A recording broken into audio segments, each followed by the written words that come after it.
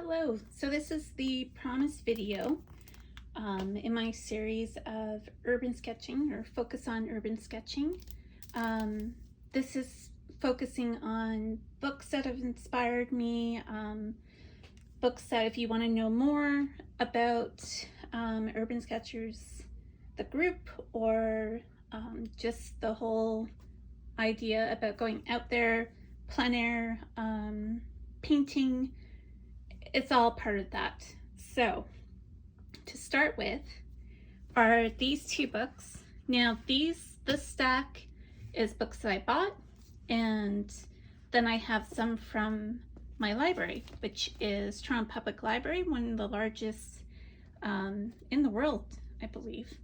So I'm very, very lucky to be only a couple of blocks from our local branch. And they can ship stuff in from other branches, so that's really nice. And there is a interlibrary loan through other public libraries, so always check for that too. So this book I bought at Christmas. It just came out recently, but this is the first book. So this was edited and written by Gabriel Campanario. Now he is the originator of the Urban Sketchers global group. He started uploading photos where he lives and works in Seattle, and he uploaded them to a Flickr group just to see if anyone else was interested in this sort of thing. So it's really about catching a moment in time. It's about sketching right on site, not changing things at all, not working from photographs. There is sometimes, adding color when you get home or something like that. Maybe you didn't have the time to finish it entirely. That's fine. But that's their sort of tagline, is see the world one drawing at a time. So I don't think I ever got this out before, or maybe I did a long time ago. So this was published in 2012. So it's been going since, I think, 2007. He started the Flickr group. And 2006, he settled in Seattle, and this was kind of his way to introduce himself to his new hometown. And then it just took off from there, and there's chapters all over the world. We draw on location, indoors or outdoors, capturing what we see from direct observation. That's the key thing. Our drawings tell the story of our surroundings, places we live, and where we travel. Our drawings are a record of time and place. We are truthful to the scenes we witness. We use any kind of media and cherish our individual styles. We support each other and draw together. We share our drawings online, and we show the world one drawing at a time. So this is more about this section about what sort of tools, what styles people use, and then it goes into different chapters. There's Kansas City, there's Seattle, San Antonio, I believe New York City. Then we're going across Europe, and there's Malaga, Buenos Aires in South America. So you'll see there's something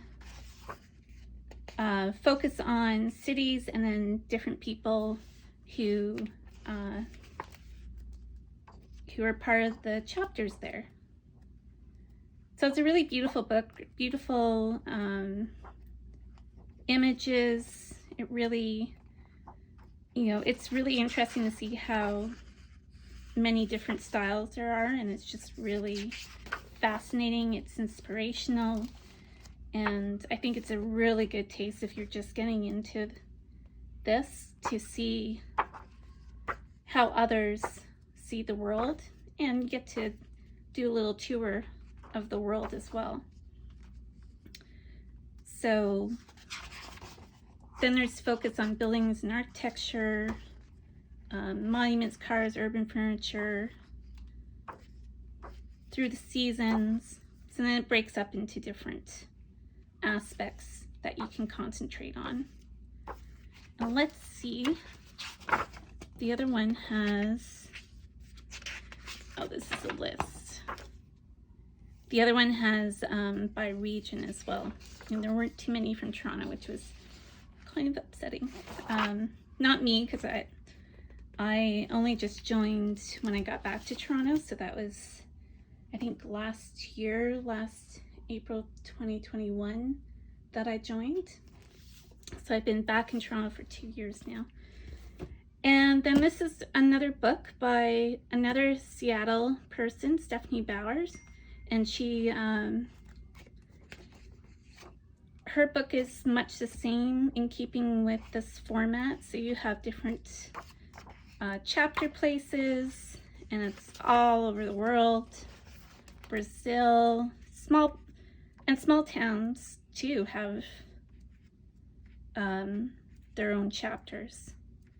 So you should really look into it. If you don't have one in your area, you know, look into starting one. Just go on to the Urban Sketchers website. I'll post that below for you. So again, much same sort of format, places. Then we go, I think there's not really a focus on different types or what you need, but it is, thought it was divided into regions, but maybe it's not. No, it's just a list like it was before. So I don't think, there's not as much about tools and supplies in this book. So it's kind of nice to have it working in conjunction with this if this is all new to you. So let's go through well, now that I've started about Urban Sketchers, I might as well jump in with this set of books. These are all from the Urban Sketching Handbook series.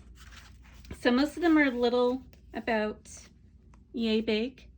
They're mostly about that size. And there is an overview drawing from all the different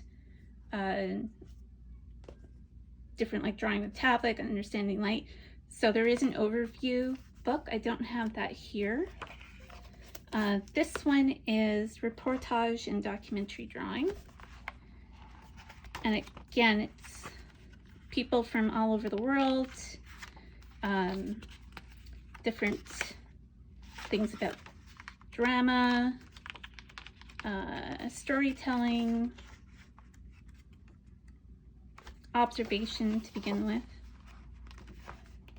even trials, courtroom reportage. I think a lot of people have seen that. You know, I know we weren't allowed to film in courtrooms in Canada, so you always have the sketcher, and sometimes it's really interesting what they catch. Some of them are just brilliant, but some of them, you know, especially if you see some of the celebrities and it's like they don't look anything like that person. This one's new to me, so I'm going to go through this. You'll see a video where I just bought a display tablet, so I'm going to start doing a lot more digital drawing. And I have Procreate on my iPad. I don't know if many of you have used Procreate. It's wonderful, but I still like, the problem with Procreate is the layers. There's only so many layers that you can build up.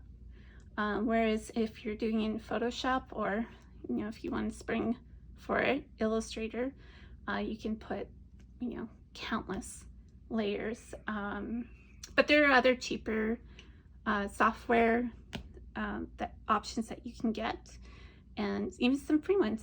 So maybe I'll do a video on that down the road. So there's that, drawing with tablet. This one I have got before. It's Understanding Light by Katie Woodward, and it's wonderful. And it's not just her paintings. Again, it's, you know, people from around the world, thing on reflections, both water in the glass buildings, and there's one by Katie herself, and this one, which is lovely. That's kind of my thing, is doing shop fronts. Reflective surfaces, foliage, how light bounces off the foliage, and how you can convey that.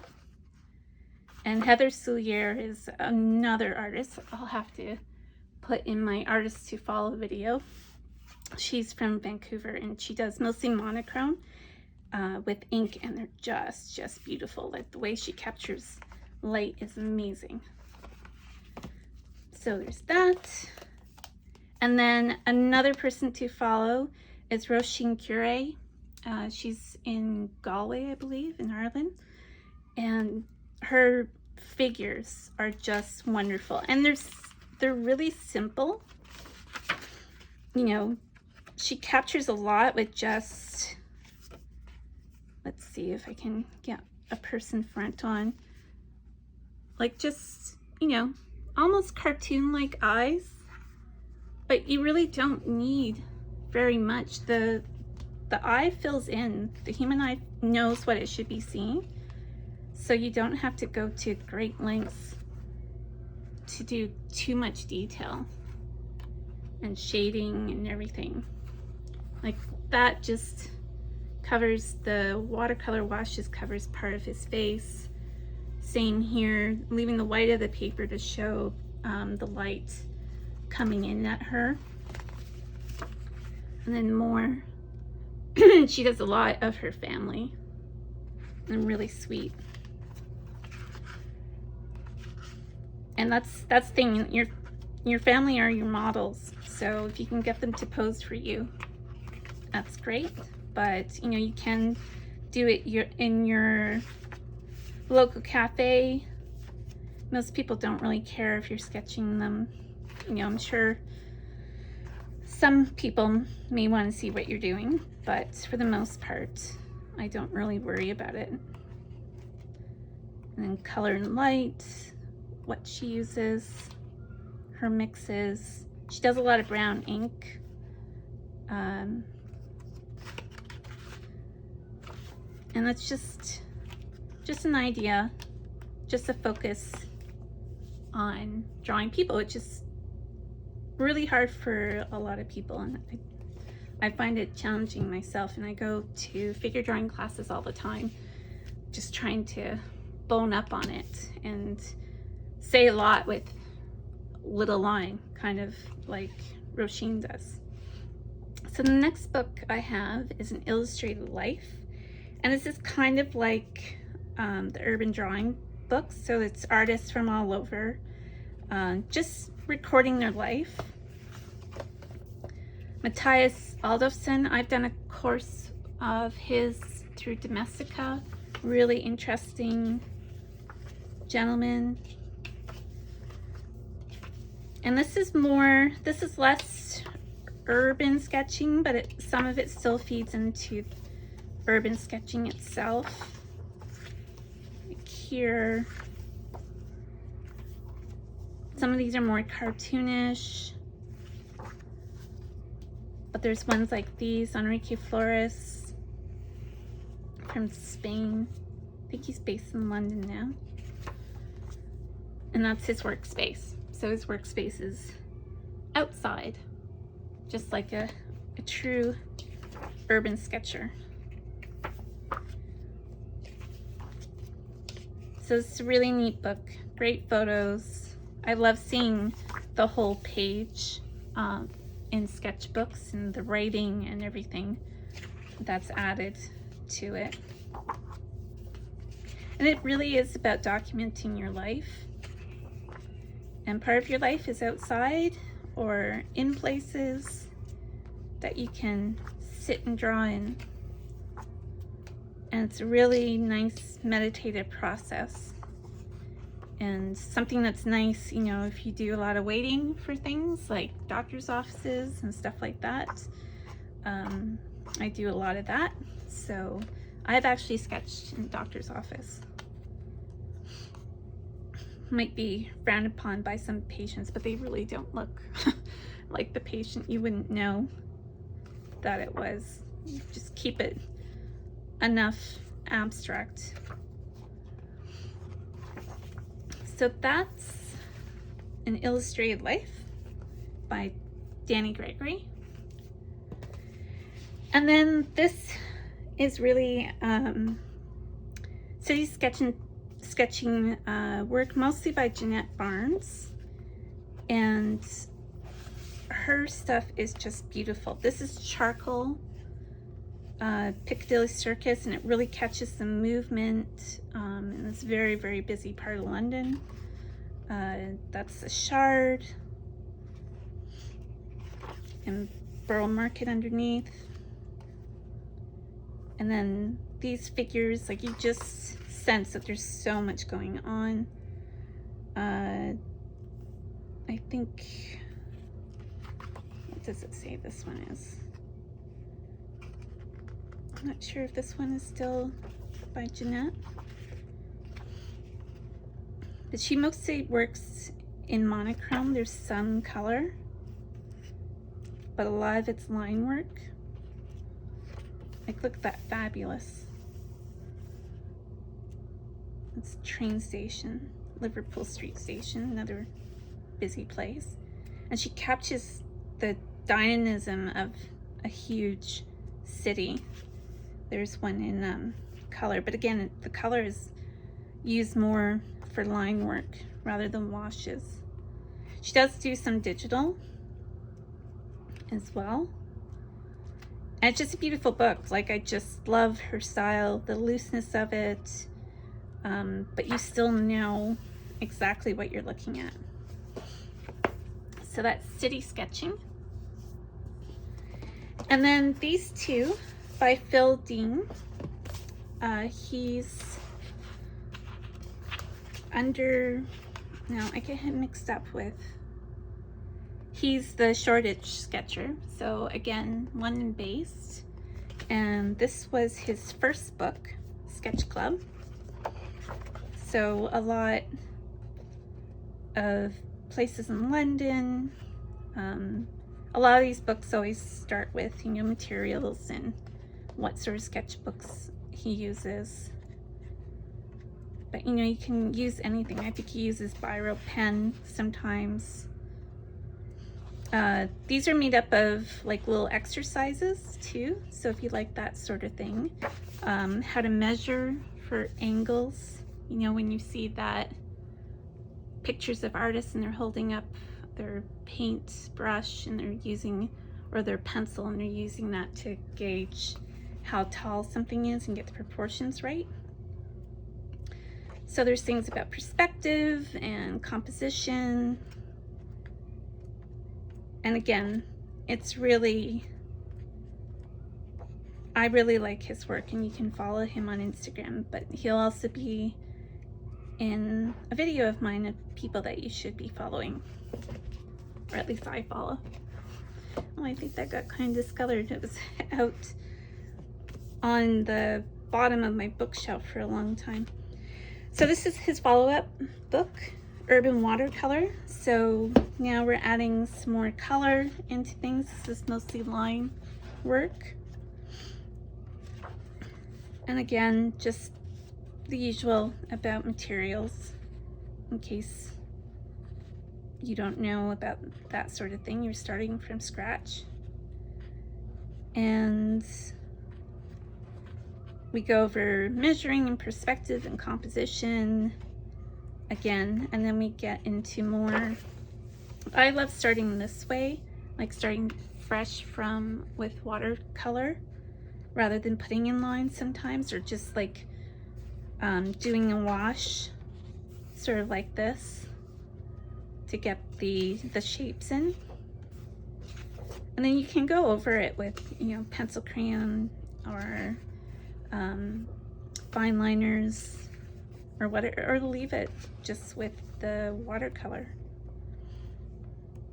It's all beautiful, it all works. And there's a thing about granulation and different textures you can incorporate into your urban sketching. So things are anything but flat.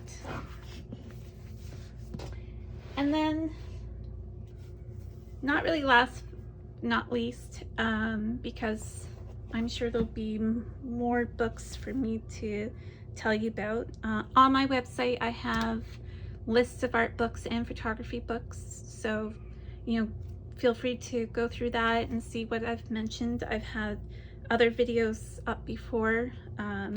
One that featured the city sketching, and I think maybe these as well. But I will be buying some of these because I keep getting them out at the library. And I love Felix Scheinberger. His work is very unique. Well, you just have to see it if you don't know him already. It's a very loose, you know, it's not tightly trying to do realism, but you know exactly what you're looking at. And it's done in sort of different focus. So things about glazes, using just washes like we just talked about, applying, removing paint, and combining all these techniques, but always working with, you know, what goes together with color harmonies to create that bit of a punch.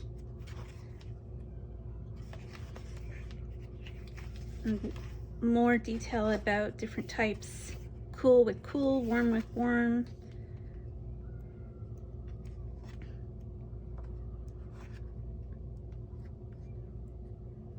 It's just a really cool book, and there's some collage too, which is another thing that you can add in to your urban sketches. And then there's a thing closer to the back about what he uses. I think he's a Schminke person. And all the different types of brushes you could use, but you don't need. Like, you may have very little call for a fan brush, but they can be great for creating texture. If you're an oil painter, then they really come into their own for feathering and softening paint. And I love when artists do this in their books for materials with their own drawings rather than taking a photo of materials and tools. So that is his book called Urban Watercolor Sketching. And then there's this one, which I believe was before that, called Dare to Sketch. So Guide to Drawing on the Go. So again, that kind of feeds into the whole urban sketching movement. There's one about just using ballpoint pen. You don't need really expensive supplies to get started. Just good old pencil. I love seeing his sketchbooks. Like, they're just pretty amazing. Amazing characters that he draws, and the buildings are so different. And this is a really good section on, he has a Domestika course as well. He talks about this, you know, how you set up a composition and what each kind of does to your image.